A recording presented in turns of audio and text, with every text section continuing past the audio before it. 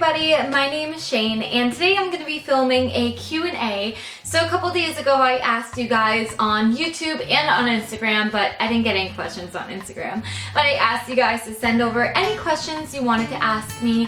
I wanted to give the video a few days to be up, so if anybody had any questions, they had a chance to ask me.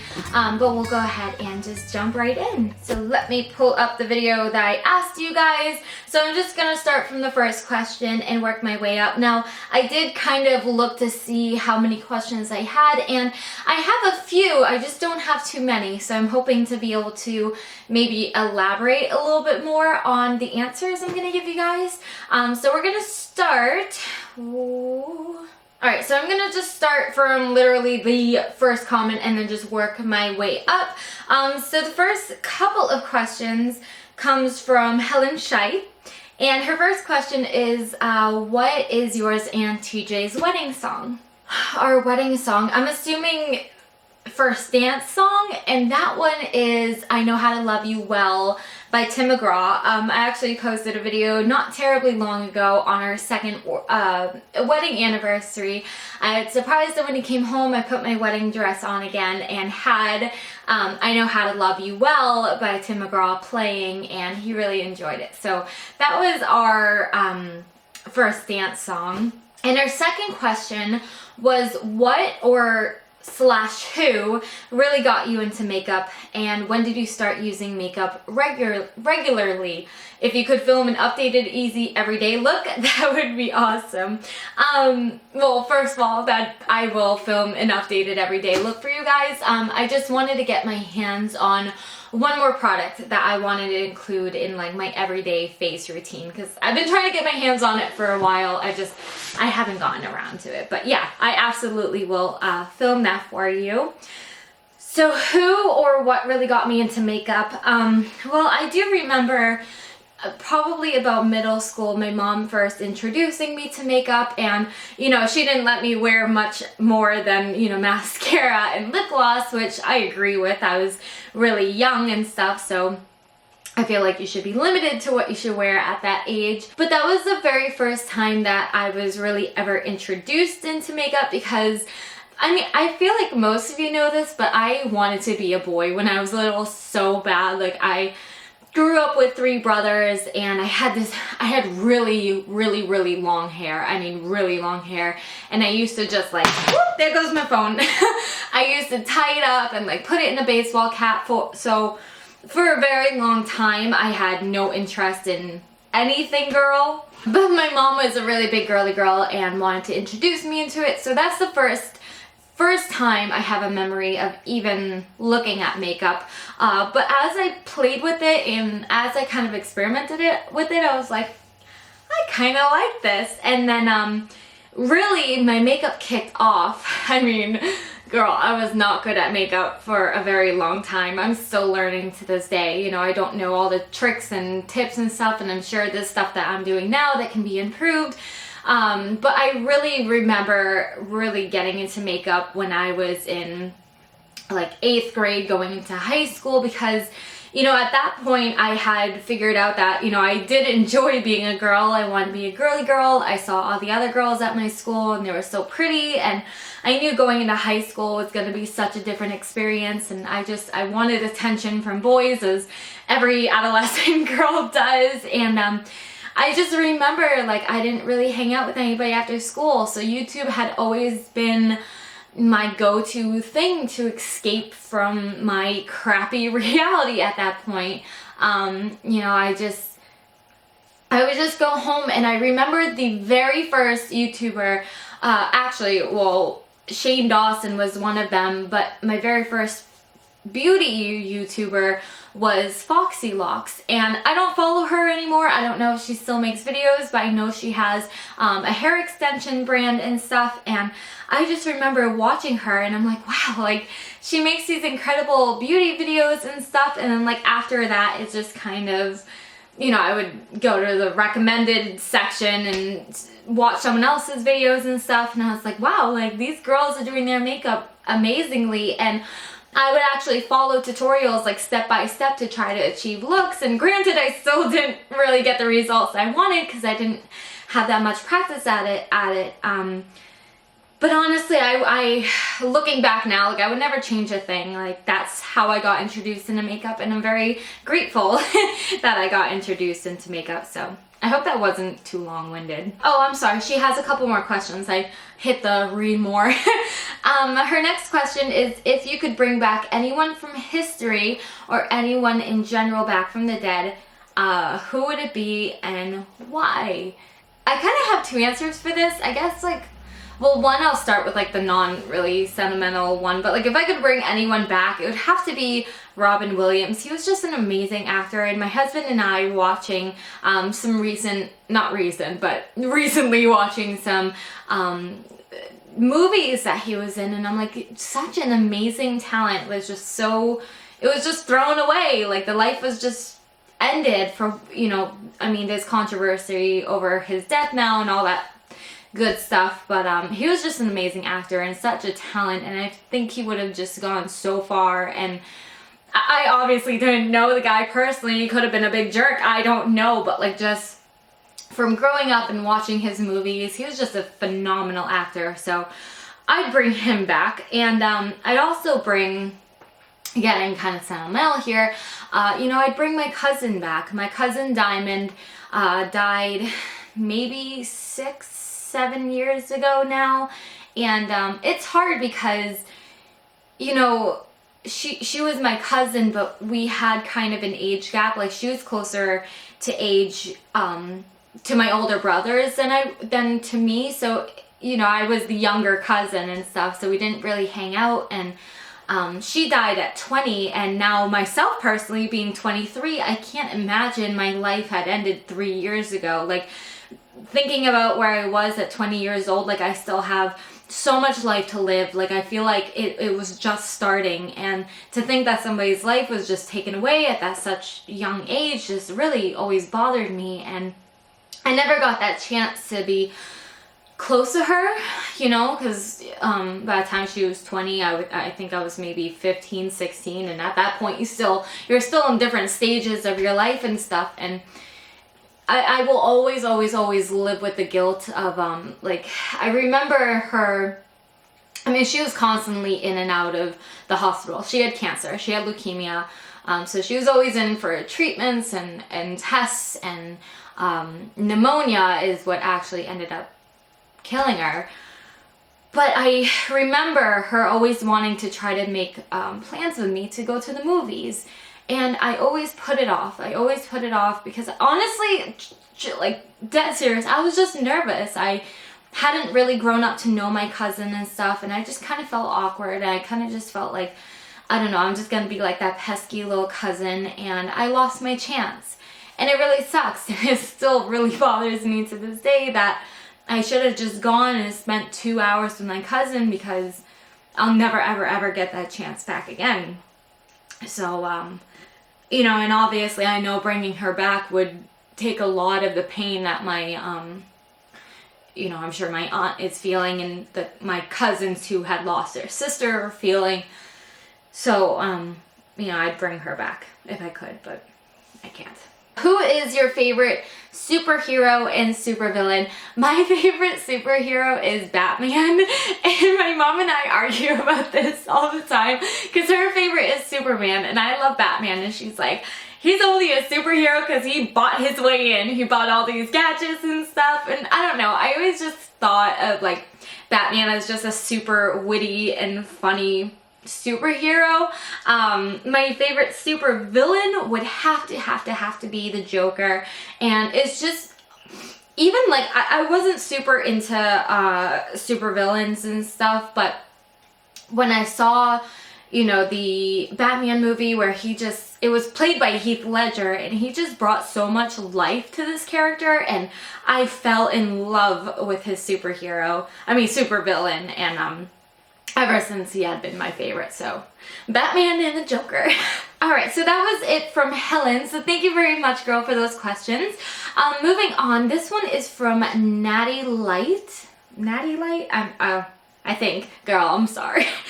She has 2 questions. Her first one, is it difficult having an opposite work schedule as TJ. How do you manage to keep your marriage alive even though y'all are away from each other so much?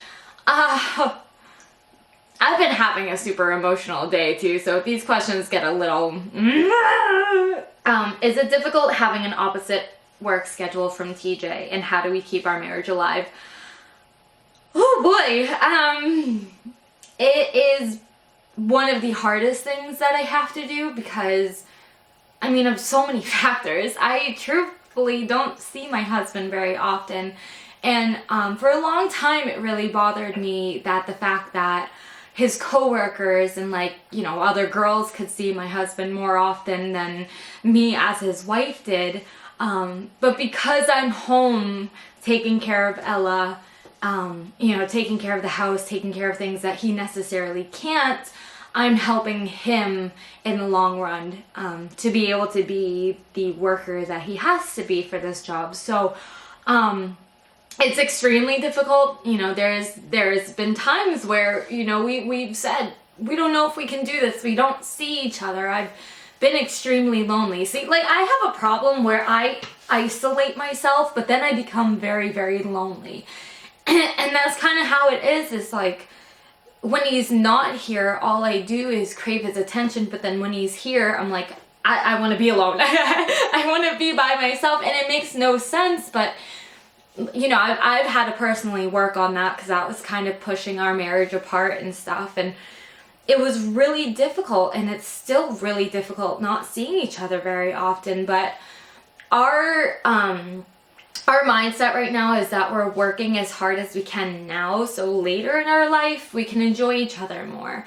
You know, we don't want to be working all these crazy hours when we're 50, 60 years old, when it's getting time for retirement. So we're like, we're gonna work our butt off now, we're gonna raise our kids now, so, you know, down the line it'll just be my husband and I, and you know, we are working on building a very strong marriage off of crappy scenarios right now, very crappy schedules. And, you know, I've debated, because I work when he gets home 4 nights out of the day, so literally, like, I've never filmed this, but like, he comes in the door as I'm putting on my shoes, and we exchange a hug and a kiss, and we say goodbye. And I see my husband for maybe 15 seconds that day, because then I get home right at this moment when I'm filming. I get home at 11. I'll actually be getting home at 2:30 in the morning with my next job. But at that point, he's pretty much asleep, or like, we're both just exhausted and we just don't want really anything to do with anybody. We just want to go to bed. And some days are harder than others, you know. There's been times where, again, I've said, you know, can I cope with this? Can I deal with my husband never being home? And, you know, there's been times where I said, no, like, I can't deal with this. I'd rather find somebody else and stuff. But the thing is, like, my husband and I love each other so much. And, you know, I truly think I found my soulmate, even though I want to strangle him. Strangle him sometimes. I know he wants to kill me sometimes, too. We're both extremely hard-headed.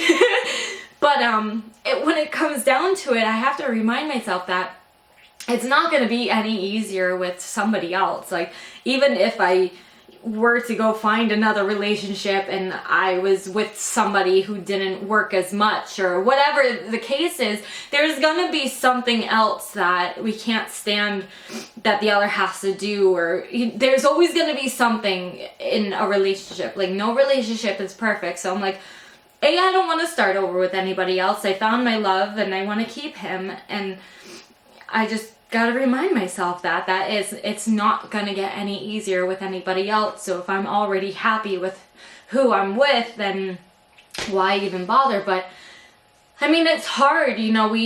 That's why, like, date nights are so special to me, and that's why 9 times out of 10 I don't even end up filming them. Not because I don't want to, I don't even think of it, because I'm enjoying my time with my husband that I have, even if it's only like 3-4 hours once a month.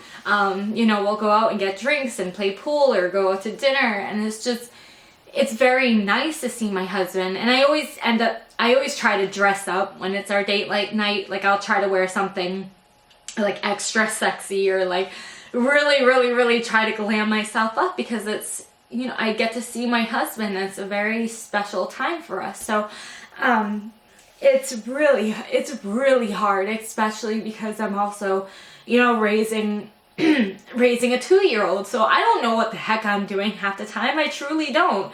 And I have to figure out a lot by myself, and that's caused tension. I'm like, why aren't you here? Like, he's not here because he's helping, he's paying for us to have a roof over the head and heat in the house and food in our bellies, you know what I mean? So it's like, it's a constant tug of war of the pros and cons of the situation, and it's very tough, but I keep telling myself that it's just gonna get better and that this is not forever. So whew, I'm just it's been a hard day today, so maybe I should have chose a different day to do this, but it's okay. Natty also had a second question. Do you plan on baby number 2 making an appearance soon? I don't want to give too much away, but I got some incredible news at the beginning of this year. I'm not pregnant. I wouldn't hold that out on you guys.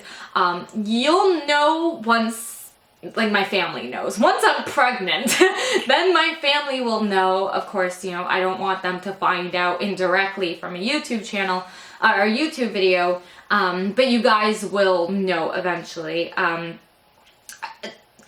I don't want to give too much away. I really don't. Like, we have a plan for baby number 2.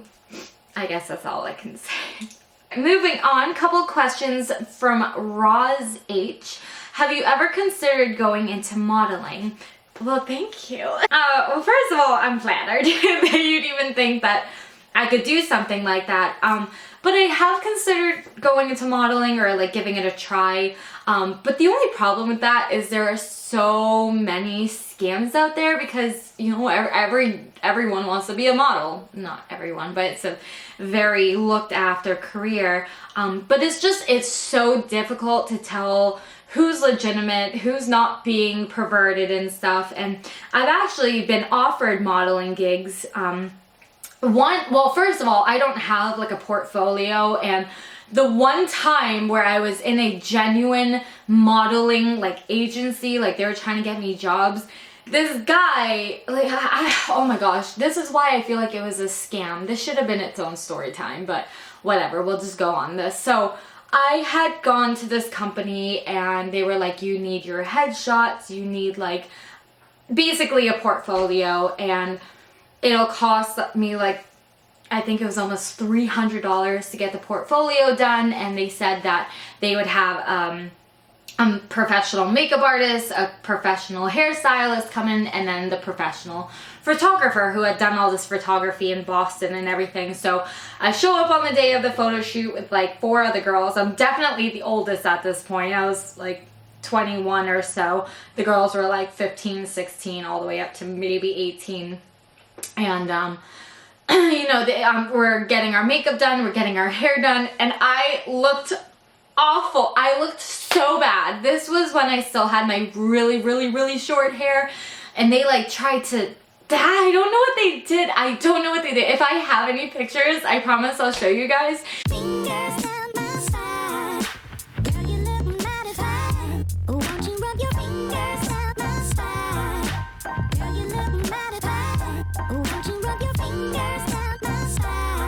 But I looked terrible, and I was just like, this is not the way that I want to be portrayed. This is not the way I want to like go out and find a job. So I didn't use the headshots. Like, I had to pay for the headshots, but I hated them so much.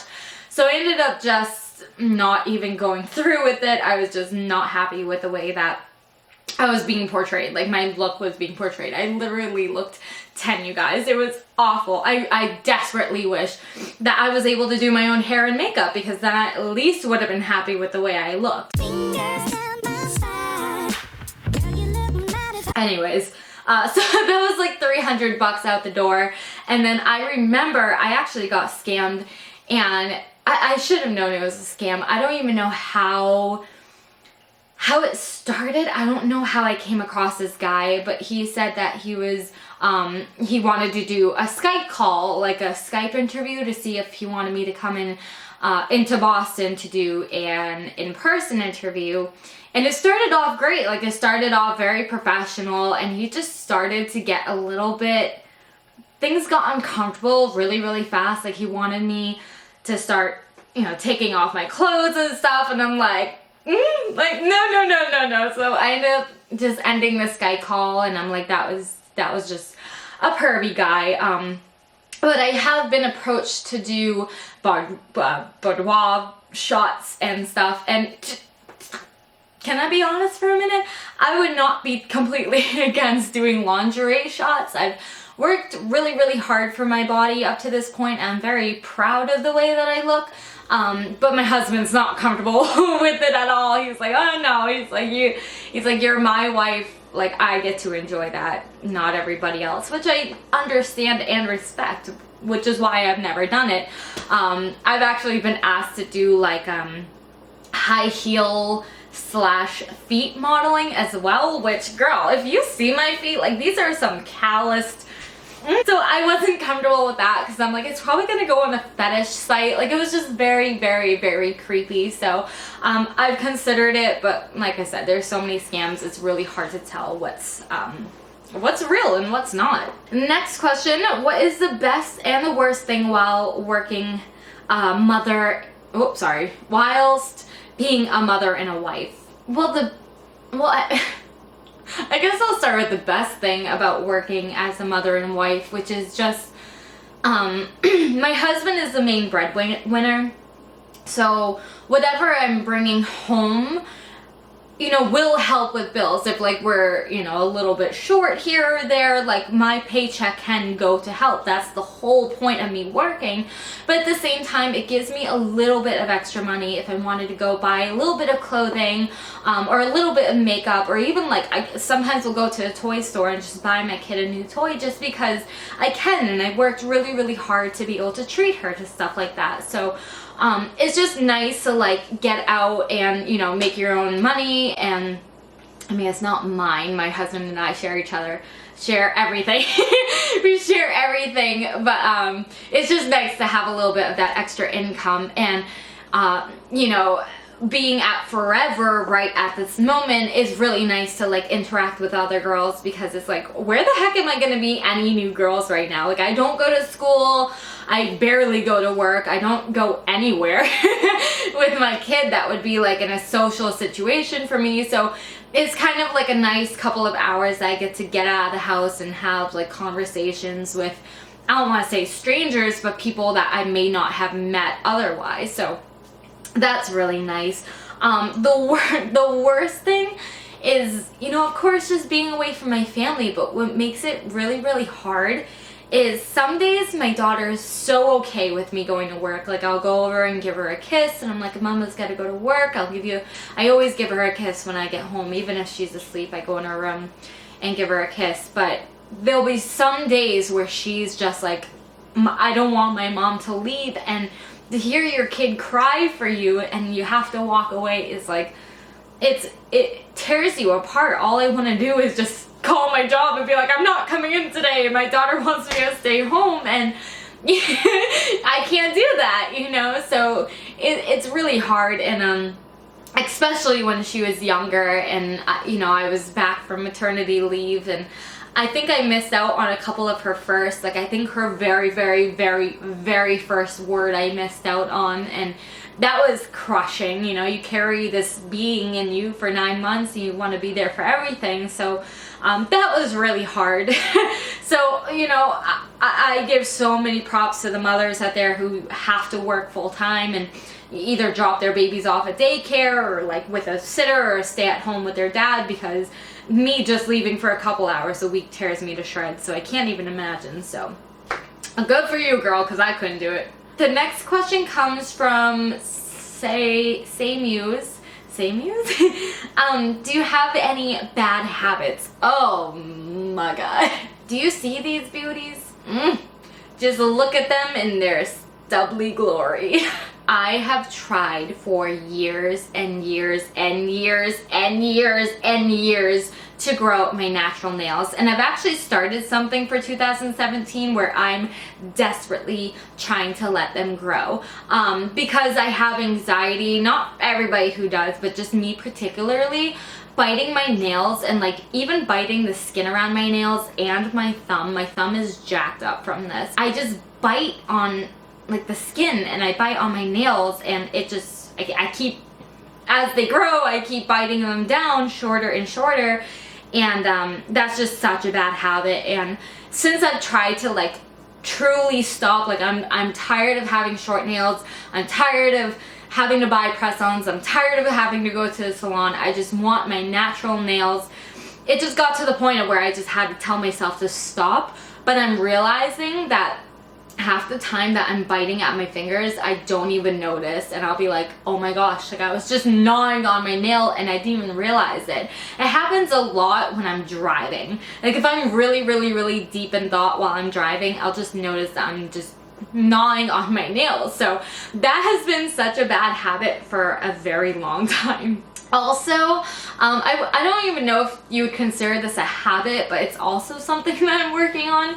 I hold on to grudges really easily, and I feel a lot of that has stemmed off of just me being so blown off as a kid. Like I was blown off all the time by my friends when I was younger, and it really sucked, and I would just always have such a hard time putting my trust in a lot of people, and I would just be like, well, you know, everybody's blown me off from at this point in my life. You know, everybody who I got close to disappointed me or hurt me really bad, so I kind of just isolated myself, and I was like, whatever, like, you know, all people are the same, all people are gonna treat me the same, I'm just different, and this is just how I've been treated. So I have a really bad habit of just holding on to those grudges, and then, like I said, just putting my trust in new people is really difficult. And again, that's something I've been working on. I've actually kind of been trying to like expand and talk to the girls at work and like see if they want to hang out other than being at work, which is so difficult for me. Like I was like, my heart was pounding one time because I asked a girl for her Facebook and to see, like I wanted to see if she wanted to like go see a movie or something outside of work, and I literally felt like I was asking her on a date, and I was so afraid of getting rejected like that. I don't know why, but that was the feeling that I had. I was like, my heart was just pounding out of my chest, and I just feel like that a lot of that comes from the fear of being rejected, of being, you know, blown off. I'm really afraid to develop new relationships with people because it's like, if it's not now, it's gonna be later that you're gonna blow me off, and I'm just gonna get hurt in the long run. So let's just get it over with and hurt me now, or like let's just stop talking now because it's inevitable. So I don't know, that's a really bad habit. Oh, I left my phone over here. Her second question was, have you experimented with different hair colors? I had always wanted to try, silver was one that I really wanted to try, but I was kind of afraid of it because I know it dulls really fast. But I've never tried any crazy colors like the silver or pink or blue. I did red, which was rebellious to me. I did red a couple years ago for the fall, is when I dyed my hair, and that faded really fast. But that was the only color that I had really tried. I really wanted to try going blonde, but I knew that that was gonna be a really intense upkeep just because this is my natural hair color, so it's a really dark brown, and then my eyebrows are so big and in my face that they're also dark brown. So I'm like, if I go blonde, I'm gonna have to also upkeep with my eyebrows too. So I kind of debated on it, but I'm like, because then I'd have to buy blonde extensions. I don't know, it's just, it's a lot to think about, but let me know what you guys think. Maybe, I don't know. From Jeff, how much wood can a woodchuck chuck? If a woodchuck could chuck wood, a lot of freaking chucking wood. I don't know how to answer that question. From Lister's Mate 2, would you ever get hit with a pie to your face in a video. Absolutely. I know there was like that pie face game that was going around on YouTube, but my husband actually saw a version of pie face. Pie face, if you've never seen it, you put your face in a hole and then like you flick a thing to show you how many times you have to turn a knob. You turn the knob however many times it says, and like you could or could not get hit in the face. Usually it's like with whipped cream. But my husband saw a version of that game where there's two players, like you both have your face in a hole and you gotta kind of like outbeat each other, like you gotta slap down on this thing and the little dial goes from, you know, player to player, whoever is hitting harder, and then, you know, the weaker of the player would get the pie in the face. So I told him, I'm like, are you kidding me? I get creamed every time. All right, and our last question comes from Luna Rivera. Hey Shay, what is your secret to getting toned abs? You look great in crop tops. Ow! Thank you. I'm actually gonna show you guys a trick that we're not friends anymore, but my friend at the time, back in middle school, she was one of my best friends. She was a swimmer. And I don't remember, I mean, this was years and years and years ago, so I don't remember like what she told me the benefits of it was at the time. But she said I'm gonna show you guys. So she said like, okay, here's your stomach. If I'm relaxing it, there is a little bit of something going on. But she said to suck it in so you're flat. Like not suck it in so you're like pulling it in, but suck it in so your muscles are contracted and you're flat.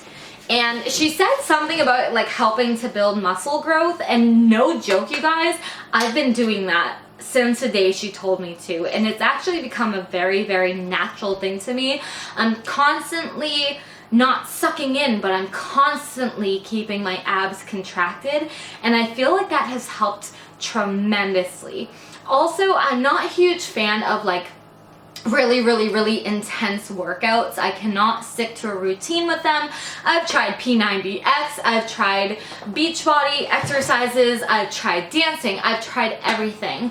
But I know my body, and I know that I'm just not a person that can go for like a really long time, really intensely. So usually a couple days a week, I'll just do a very brief 10-15 minute workout. I feel like it works out just so much better than having to spend like a half hour, maybe 3 to 4 days every week. I don't have a half hour to myself, and if I do, I'm probably filming a video or editing a video. So in the morning, a couple times a week, I'll get up. I'll actually do the exercises with my daughter. She finds them really funny when I do crunches, and I use her for resistance. Kids are great to work out with, I'm not kidding.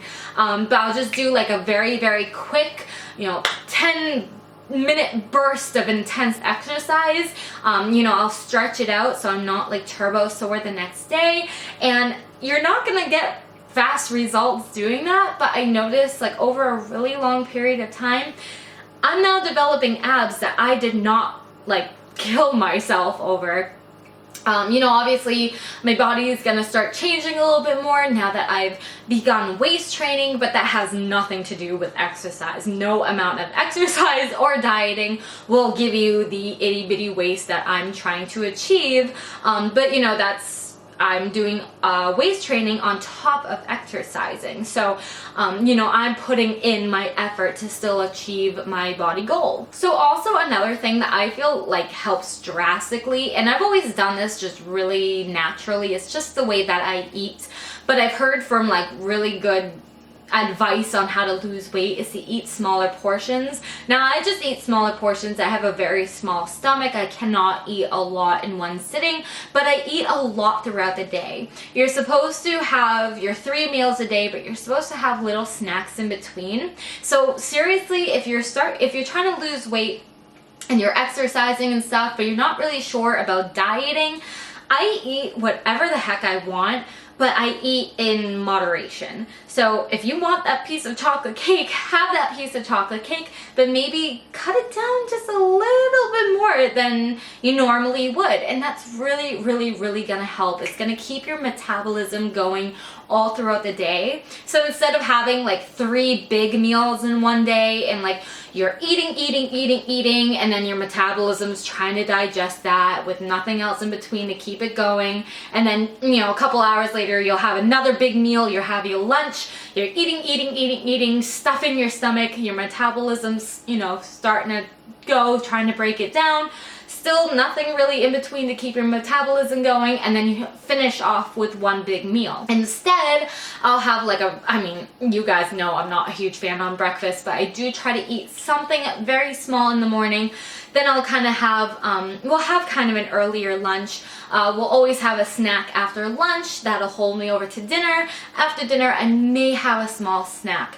Now my problem is I'm a night eater, which is really bad. Don't do that if you're trying to lose a lot of weight. I'm always finding myself being really hungry at midnight, but I also have a really hard time falling asleep. So if you can get yourself to like fall asleep by like 10 o'clock, you're just gonna sleep right through that craving and then be hungry in the morning again, which is what you want. It drives me nuts when people try to find like loopholes on how to lose weight or like lose it quickly. It's such a progressive thing, and I feel like if you try to drop a lot of weight at once, that's really bad and really unhealthy for you. You know, everybody's different and everybody's gonna have their different opinions, but this is just kind of what works for me. Just constant exercising, portion control, and try sucking in that tummy. Don't suck it in, just keep it flat. But that is all the questions for today. So I want to thank you guys so much for sending them in. I love Q&As because I feel like it's a little bit of a opportunity for you guys to ask me questions that I may not answer in my daily vlogs or whatever. So if you guys think of any more, go ahead and leave them down in the comments. Also, if you enjoyed the video, please go ahead and leave a thumbs up and subscribe. And hopefully I will see you in my next video. Bye!